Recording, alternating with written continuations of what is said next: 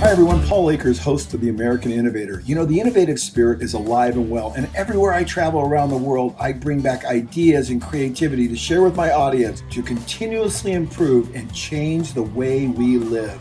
Welcome to the American Innovator.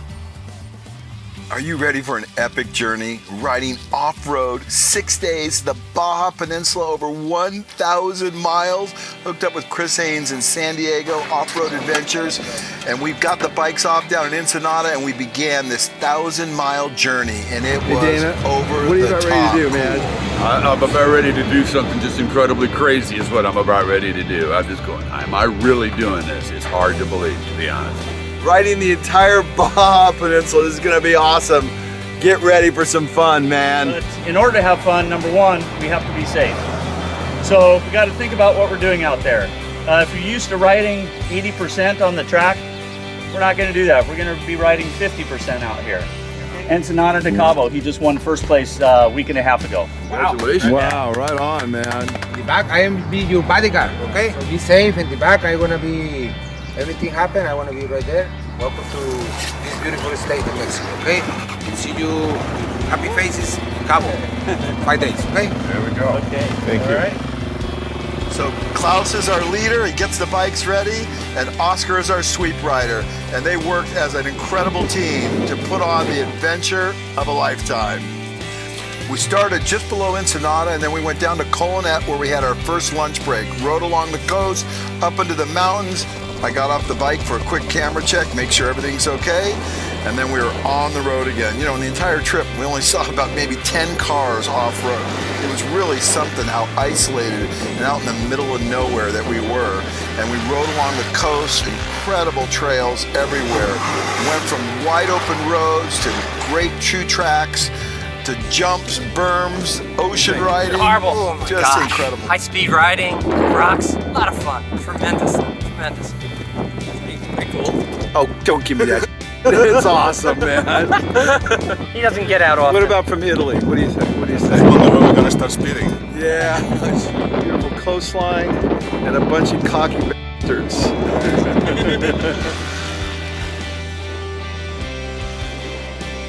What I like about Mexico is it's the wild, wild west. It's like unspoiled, and you can just go out there and do whatever you want to do, and nobody's telling you stop.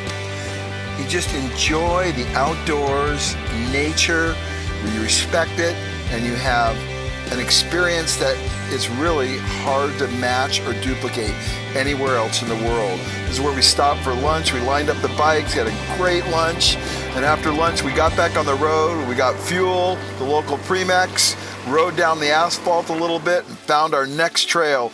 And we wound out by the ocean again and through some sand dunes, and it was just crazy. Our goal was to get to San Quintin, and I gotta tell you, after halfway through the first day, I said, how in the world am I ever gonna do this for 6 straight days? It was total focus, concentration for 8 to 10 hours a day.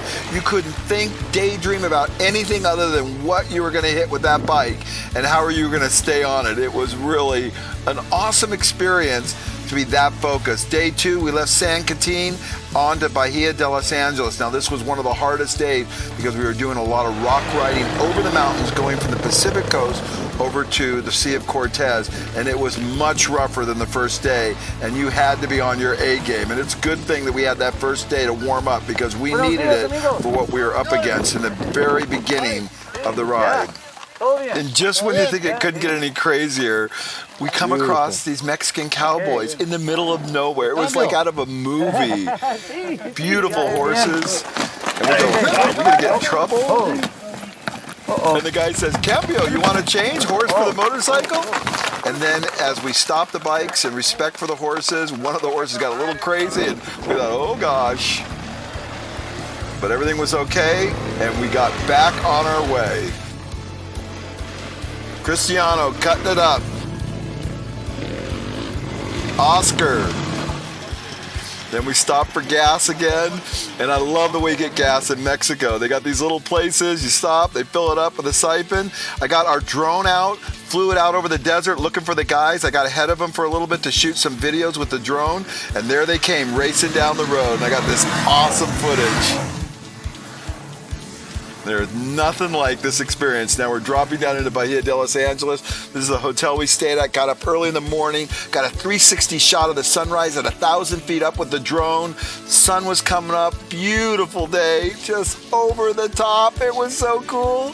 And then I raced the drone out over the bay of Los Angeles and over to one of the yachts that was parked out there. And man, again, it just doesn't get better than this. And we got on our bikes and it was time to go. Day 3, Bahia de Los Angeles to San Ignacio.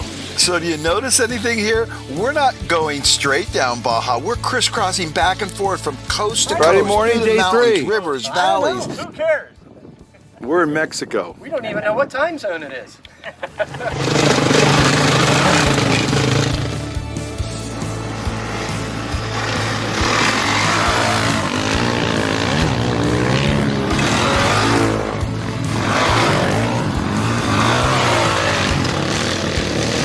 Well, boys will be boys. I guess this is the best example in the world of it. Beach riding. And this was, again, crazy good. Full throttle, wide open, along the coast. Did a little bit of bird chasing, and the scenery was, well, spectacular. And then we stopped at Pancho's place, who lives right on the beach all by himself. And then a view from heaven. The graciousness of the Mexican No people, kidding. just 35 awesome. years. He made homemade tortillas for us and beans. Smartest guy on the planet. You know, I'm always filming, but the guys said, hey, they would hold the camera while I did a beach run. And there's my shot.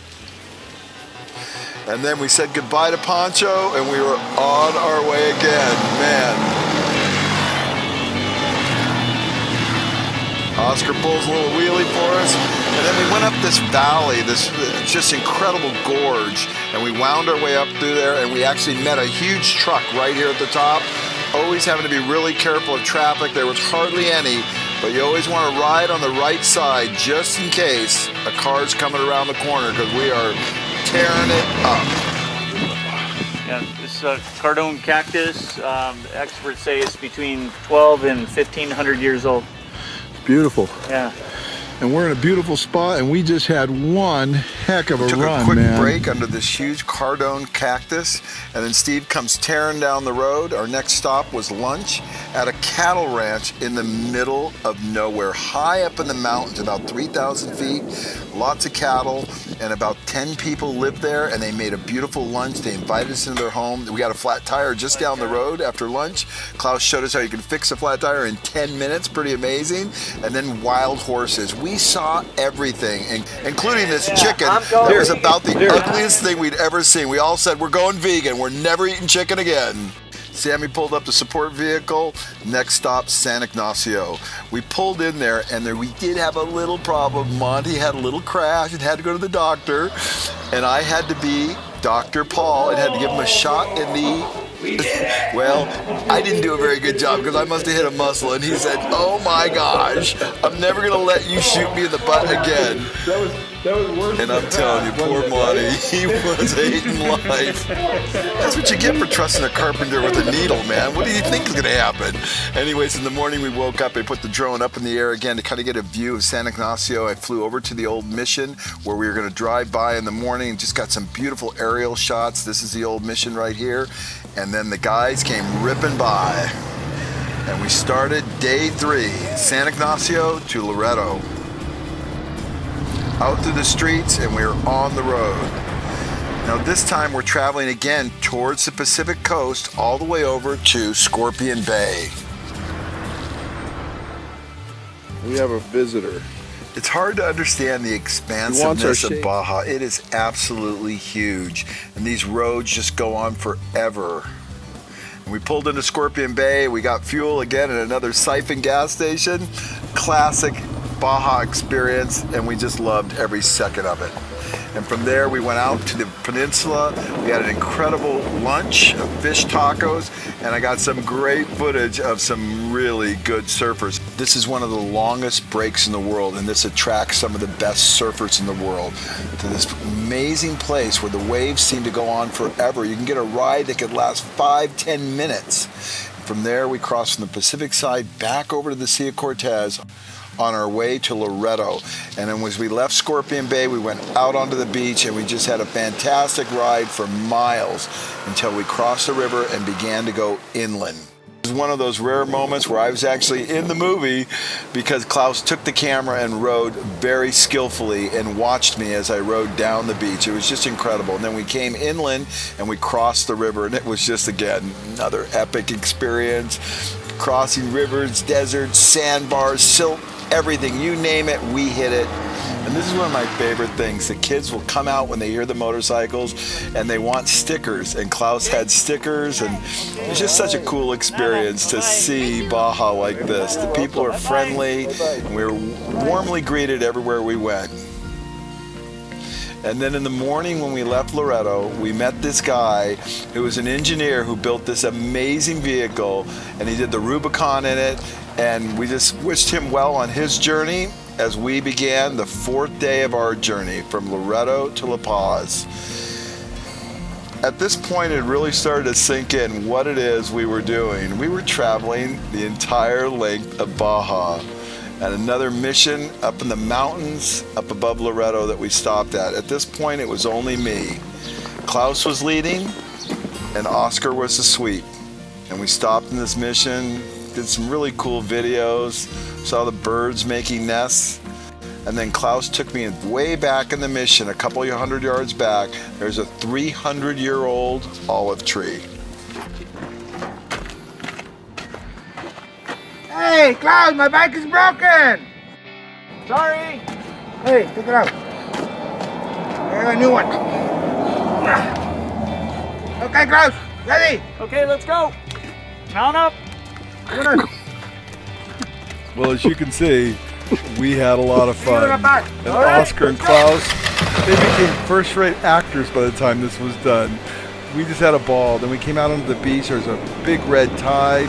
Klaus comes across the sand dunes, takes off, cutting it up. And then we came to this big outcropping after we'd ridden for about 30 miles. And Oscar shows us how to do it technically correct with no issues. Now, I came across this, and believe me, it was not easy. One wrong move and you were down on some pretty sharp rocks. But Oscar makes it look like he does it every day, and you know what? I think he does. And then we saw some coastal coyotes. It was just so beautiful. The nature in Baja is over the top. Klaus finds a beautiful shell and takes it home to his daughter. And we take off as we continue down the beach and just had a fantastic time. Baja, just so open and beautiful. We rode this entire beach all the way around. We came up here for another break real quick. We were getting closer, and we rode into this little village. There's a beautiful shade tree, and then into La Paz. We're almost there. I put the drone up in the air and got a beautiful 360 view of the sun going down and the water. It was just incredible. And then flew it along the boardwalk where people were walking and biking. Got some amazing footage. Really appreciate the beauty of Baja. Day 5. La Paz to Cabo San Lucas. We're almost there. And these are the foothills that we're winding our way through. It's an amazing journey. Klaus is always giving me a hard time how slow I am. He's always waiting for me. Come on, wake up, wake up. Oh, Time to go. Oh, you're here. Oh, okay, good, good. All right, let's continue on. You know, believe it or not, we're in a tropical zone. Yeah. Check this out. See, this is the tropics. Yeah, we just crossed the Tropic of Cancer. Oscar, did you have fun on this trip? Yes, Why? because I like this section. You do. I like to finish. We're almost at the end. Yeah, 35 miles?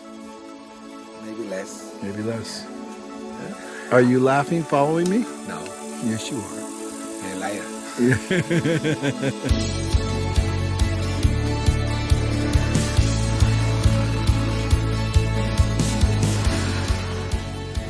don't know what happened, but you know, we had a big group of 5. You know, we got all the way down to 1. And yeah, Paul, if you get this, you know, I know you gave me your camera. You said you were going to go explore. And it's been like 3 hours. I don't know where anybody is. You know, my bike broke. There's no way I'm going to find anybody around here. I'm looking for water. I've been out of water. I got to get water or else I'm not going to survive. As you can see, the creek's all dried up. I think you can like get water if you suck on a cactus. Oh, wait a minute. No, I saw that on SpongeBob. Anyway, I don't know what I'm going to do. I'm going to try and hike. I think the nearest town is like 100 miles. So, you know, if I don't make it, Paul, hey, buddy, it was good riding with you, and I hope you understand. All right, brother. Wide open, baby. Klaus leading the way. Oscar, the greatest sleep rider ever. My bodyguard. And the two of them were the perfect match to get me all the way down the Baja Peninsula. Tearing it up in the wild, wild west in Baja. So if you're ever looking for a journey that sets all journeys apart, this is it. As we got into Cabo, I realized I was so close to meeting my goal of doing something I would have never, ever dreamed of doing. I haven't ridden a motorcycle in 40 years. I used to race motocross when I was a kid. It came back to me after about day 2. By day 3, I was getting a little bit better. By day 4, I was starting to pop wheelies. And baby, this was something I will never forget. I would have got back on my bike and done the whole thing over again from the beginning. No questions asked. It was that good of an experience. So we're into Cabo now. And away we go through the gate. We're approaching the finish line. Off the edge. I am just chewing it up at this very last day. Could you imagine all those miles, over 1,000 miles, I pulled to a stop. And this is it. I did it.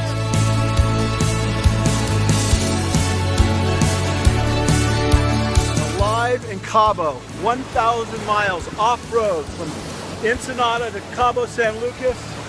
I'm gonna touch the water. I can't believe I made it. No injuries. Journey of a lifetime. Look, I'm gonna get wiped out my wave. Oh my gosh. Crazy, crazy, crazy. These were some serious emotions when you consider the distance we rode off-road. The Baja Peninsula. An accomplishment I'll never forget because I had a team that I'll never forget, Klaus and Oscar.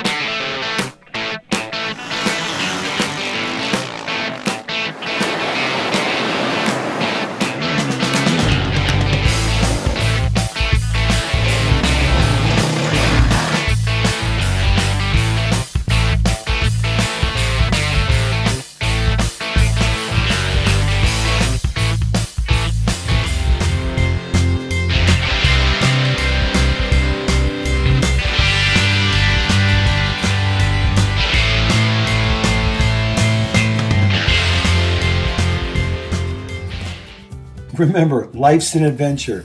Be a part of the solution. Go out, learn, improve, change, think outside the box. We can change the way the world thinks. Be an innovator.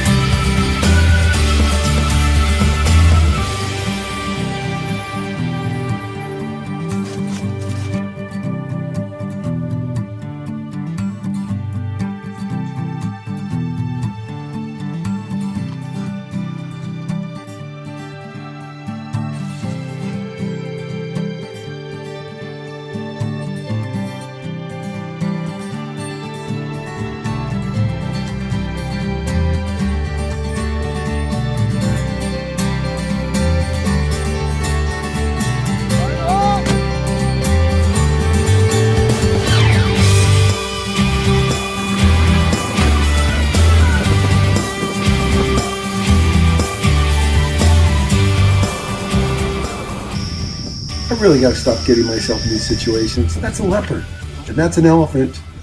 Yes, and this is a cheetah. Like, oh, I saw Here, that. kitty, kitty, kitty, kitty, Oh, kitty. cute. He wants to play. Uh-oh. Got it.